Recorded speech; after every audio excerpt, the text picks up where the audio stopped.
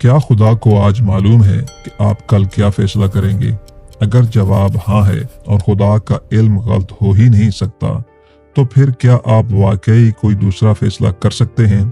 یہی وہ مسئلہ ہے جس پر علامہ اقبال نے ایک حیران کن جواب دیا ہے۔ اپنی کتاب The Reconstruction of Religious Thought in Islam میں اقبال کہتے ہیں کہ فیوچر پہلے سے طے شدہ واقعات کی فکسڈ ترتیب نہیں بلکہ اوپن پاسبلٹی ہے۔ یعنی سوال یہ ہے، کیا اقبال کے نزدیک مستقبل واقعی ابھی بن رہا ہے؟ اور اگر ہاں تو پھر خدا کے کامل علم کا کیا مطلب رہ جاتا ہے؟ آج ہم اقبال کی اپنی تحریر سے دیکھیں گے کہ اقبال کا خدا آخر کیسا خدا ہے۔ ہم میں سے زیادہ تر لوگ اقبال کو ان کی شاعری کے ذریعے جانتے ہیں۔ خودی، شاہین، مرد مومن، ستاروں سے آگے جہاں اور بھی ہیں۔ لیکن اگر آپ جاننا چاہتے ہیں کہ اقبال خدا، انسان، وقت، تقدیر اور حقیقت کے بارے میں فلسفیانہ طور پر کیا سوچتے تھے، تو صرف شاعری کافی نہیں۔ اس کے لیے ہمیں ان کی کتاب The Reconstruction of Religious Thought in Islam پڑھنی پڑتی ہے۔ یہ کوئی عام مذہبی کتاب نہیں۔ اقبال یہاں پرانے مذہبی جواب ریپیٹ نہیں کرتے، وہ جدید سائنس اور فلسفے کی روشنی میں خدا کو سمجھنے کی کوشش کرتے ہیں، یہاں تک کہ وہ خدا کے وجود کو ثابت کرنے والی پرانی اور روایتی دلیلوں کو بھی مکمل لاجیکل ثبوت نہیں مانتے۔ اقبال کا بنیادی سوال یہ ہے، اگر جدید علم کے بعد ہمیں اس کائنات کو نئے انداز سے سمجھنا پڑ رہا ہے تو خدا کے تصور کو کیسے سمجھا جائے؟ اقبال کے لیے خدا کوئی اندھی طاقت یا میتھمیٹیکل فارمولا نہیں، اور نہ ہی وہ ایسا گڑی ساز ہے جس نے ایک بار کائنات بنائی اور پھر الگ بیٹھ گیا۔ اقبال خدا کو الٹیمیٹ ایگو کہتے ہیں۔ یہاں ایگو کا مطلب غرور نہیں بلکہ اس کا مطلب ہے سیلف، یعنی ایک باشعور اور ارادہ رکھنے والی ہستی۔ ایک عام گھڑی ساز گھڑی بناتا ہے اور پھر گھڑی اس سے الگ چلتی رہتی ہے، لیکن اقبال کے لیے یہ کائنات خدا سے الگ کوئی چیز نہیں، یہ کائنات خدا کی تخلیقی سرگرمی کا حصہ ہے۔ یعنی کریشن کا مطلب یہ نہیں کہ ایک زمانے میں خدا نے کائنات بنائی اور بات ختم ہو گئی، تخلیق ابھی جاری ہے۔ یہاں اقبال وقت یعنی کہ ٹائم کے مسئلے پر آتے ہیں، جو اس کتاب کو سمجھنے کی چابی ہے۔ ہم عام طور پر ٹائم کو ایک سیدھی لائن کی طرح سوچتے ہیں، پاسٹ، پریزنٹ، فیوچر، جیسے پوری ٹائم لائن پہلے سے موجود ہو اور ہم بس اس لائن پر آگے بڑھ رہے ہوں۔ لیکن اقبال کہتے ہیں کہ وقت صرف گھڑی کے سیکنڈز اور منٹ سے نہیں سمجھا جا سکتا۔ کائنات واقعی بن رہی ہے۔ اگر فیوچر پہلے ہی مکمل طور پہ موجود ہو، اگر ہر آنے والا واقعہ پہلے ہی فکس ہو، تو پھر نیا کیا پیدا ہوا؟ پھر تاریخ کچھ نیا نہیں بنا رہی، صرف پہلے سے لکھی ہوئی سکرپٹ سامنے آ رہی ہے۔ اقبال مستقبل کو ایک فنشڈ ڈیسٹینیشن کی طرح نہیں بلکہ ایک پاسبلٹی یعنی کہ امکان کی طرح دیکھتے ہیں۔ یہاں ذرا اقبال کے اپنے الفاظ دیکھیے۔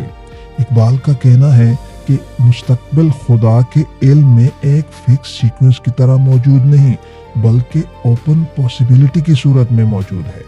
مثال کے طور پر فرض کریں آپ ایک ناول لکھ رہے ہیں، آپ کو اپنے کیریکٹرز معلوم ہیں، کہانی کے تمام پاسبلٹیز معلوم ہیں، لیکن اگر ہر سینٹینس پہلے سے پرماننٹلی فکس ہے تو آپ حقیقتاً کچھ نیا کریٹ نہیں کر رہے، آپ صرف ایک لکھی ہوئی کتاب پڑھ رہے ہیں۔ اقبال کو یہی پرابلم ڈیوائن کریشن میں نظر آتی ہے۔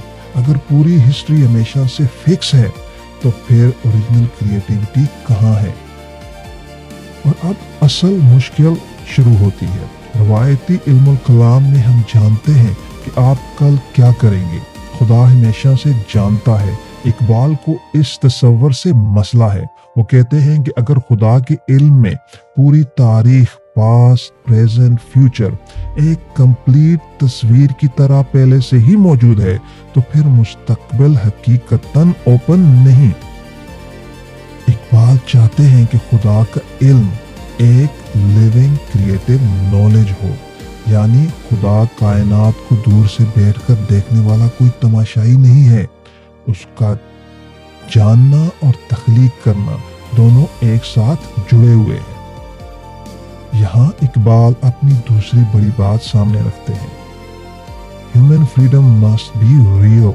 इंसान की आज़ादी हकीकी होनी चाहिए। इंसान कोई मशीन नहीं, वो कोई ऐसा पपेट या कठपुतली नहीं जिसका हर एक्शन पहले से प्रोग्राम्ड है। लफ्ज देखिए, अनफोर्सिएबल, जिसकी पहले से पेशन गोई ना की जा सके। ये बहुत स्ट्रॉन्ग लफ्ज है। इकबाल ये कह रहे हैं कि एक आज़ाद इंसान ऐसा नया एक्शन ले सकता है जो वाकई नया हो। वो मानते हैं कि आज़ाद इंसान को पैदा करना एक लिहाज से खुदा की अपनी फ्रीडम पर एक लिमिटेशन यानी कि पाबंदी लगाता है, लेकिन ये लिमिटेशन किसी ने खुदा पर जबरदस्ती नहीं लगाई, खुदा ने खुद इसे चुना है।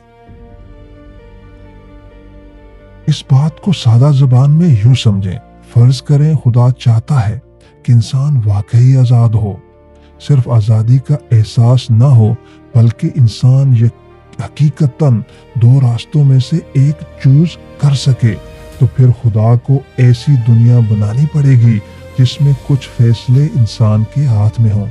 ये खुदा की कमजोरी या शिकस्त नहीं, ये खुदा का अपना क्रिएटिव डिसीजन है। बिल्कुल ऐसे जैसे कोई पेरेंट बच्चे को बाइसाइकिल चलाना सिखाते हुए हैंडल छोड़ देता है। वो हैंडल पकड़ सकता है, मगर अगर वो कभी छोड़े ही ना तो बच्चा कभी बैलेंस करना नहीं सीख सकता। रवायती तस्वर में हम कहते हैं गॉड इज परफेक्ट। अगर परफेक्ट है तो इसे चेंज होने की जरूरत क्यों होगी? क्योंकि हम चेंज का मतलब ये लेते हैं कि कोई चीज एक हालत से दूसरी हालत में चली गई है, लेकिन इकबाल कहते हैं कि खुदा का टाइम हमारी घड़ी वाले टाइम जैसा नहीं। इसमें तख्लीक और जिंदगी तो है, लेकिन वो हमारी तरह मोमेंट टू मोमेंट बूढ़ा या तब्दील नहीं होता। वो इसे कहते हैं चेंज विदाउट सक्सेशन, यानी खुदा की जात में एक डायनेमिक मुतहर्रिक जिंदगी है, मगर बगैर इन कमजोरियों के जो इंसान के वक्त में होती हैं। अब इकबाल की शायरी अचानक ज्यादा समझ आने लगती है। अगर फ्यूचर मुकम्मल तौर पर क्लोज नहीं और इंसान के पास वाकई आज़ादी है, तो फिर इंसान का काम सिर्फ हाथ पर हाथ रखकर तकदीर का इंतजार करना नहीं। इकबाल कहते हैं God becomes a co-worker with him. खुदा इंसान का हमसफर और को-वर्कर बन जाता है। यही खुदी की असल बुनियाद है। खुदी सिर्फ कोई मोटिवेशनल नारा नहीं कि अपने आप पर यकीन रखो। ये एक पूरा तस्वर कायनात है। कायनात अभी अनफिनिश्ड है। इंसान अपना रास्ता खुद चुनता है और इसीलिए इंसान दुनिया को बदल सकता है। इकबाल एक सूफी और एक नबी के दरमियान एक जबरदस्त फर्क बयान करते हैं। एक मिस्टिक या सूफी का दिल चाहता है कि वो खुदा के करीब होकर इसी रूहानी सुकून में गर्क रहे, लेकिन एक नबी या प्रॉफिट वापस दुनिया में आता है। क्यों? ताकि तारीख का रुख बदल सके, ताकि माशरे को ट्रांसफॉर्म कर सके।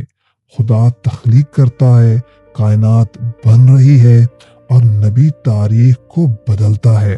रियलिटी जमी हुई नहीं है। इस फलसफे के बाद दुआ का मतलब सिर्फ ये नहीं रहता कि या अल्लाह मेरी ये ख्वाहिश पूरी कर दे। इकबाल के लिए दुआ इंसान को कायनात की सबसे बड़ी ताकत यानी कि अल्टीमेट ईगो के साथ रिकनेक्ट करती है।